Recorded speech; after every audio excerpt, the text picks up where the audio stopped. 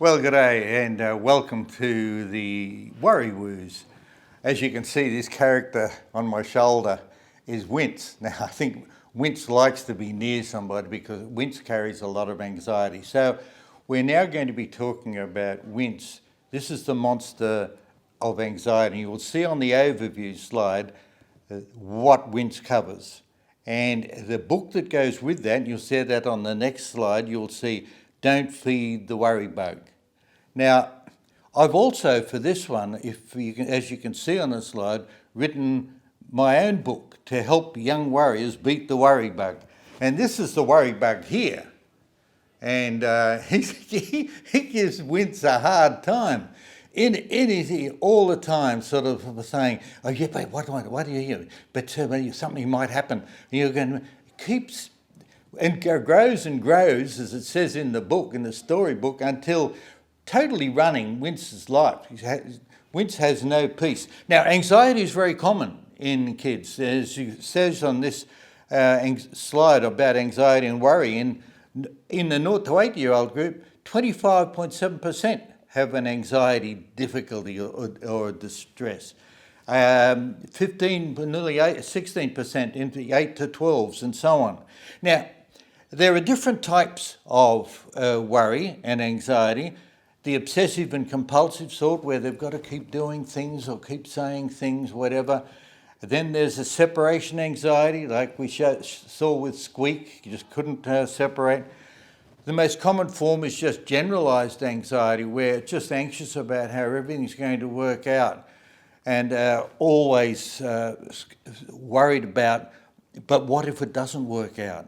Then we've got the phobias, and we've all had those from time to time. They can be inherited too, by the way. And then we've got the social worries, and that's one Noel covers when we study Noel. These are different types of anxieties. Now, the symptoms you will get, most of them you know. I have a slide on them, and when I show you them, you say, "Oh, I've got all of those. I got those."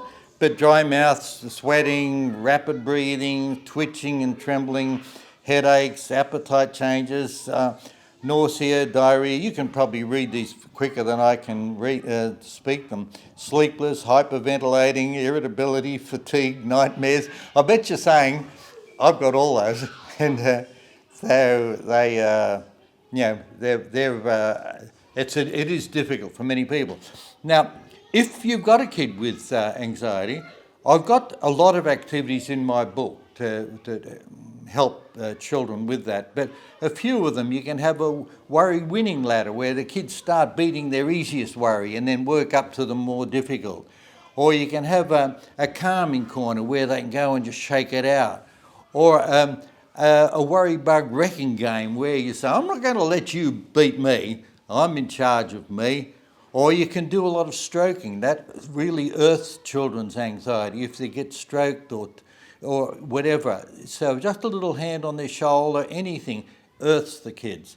You can play a car wash game with them where they feel there's a little pitter-patter on there, and then there come the big waves, and so you're actually massaging and you're using the activity for that. You can try a facelifter. All that is try this one. Think of something sad, turn your mouth up into a smile. I know it looks weird. And then try and think about that really sad thing. It's almost impossible. The mind can't cope with the fact that you're talking about something good and you're talking about something bad, or trying to, and yet your face is a smile. So just turning the face up, what the corners of the mouth up is a help. But you can have, as a lot of teachers do, and we might find too that that's being used at Erina High School, do a lot of breathing, belly breathing. That really slows the anxiety down. Now, and a lot of teachers now using meditation or yoga or something, yoga for children. Now, I've got a diagram here of how it operates, anxiety operates. You will see there's some unsettling event that causes the sort of, the tension. And that moves then across to anxiety. And that, if we go straight across and we don't give kids any help, moves to panic. But if we can intercept that with mindfulness type things, the sort of activities I've just mentioned, if we can actually give kids their breathing, slow down their breathing, so that their brain, their mind stays in charge of the problem, because once they panic breathe, then the amygdala takes over, which is like their feeling gate, and then they think fight or flight. So a lot of teachers are doing activities to slow the breathing down and to make the children be more mindful of how they can get through it. If we can intercept like that, then we can get a good resolution, because the mind has stayed in control, not the feelings have been in charge. Again, if good activities are available in the cross-curricular book, which the teachers have looked at and used, but at this point, I don't think it's for me to say how teachers best use the Wince, because they have more expertise in this than I do.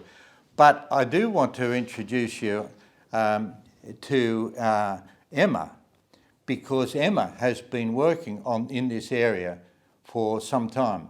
So let's get Emma's advice on how she uses the WorryWoos, and in particular, let's talk about how she uses Wince in the classroom.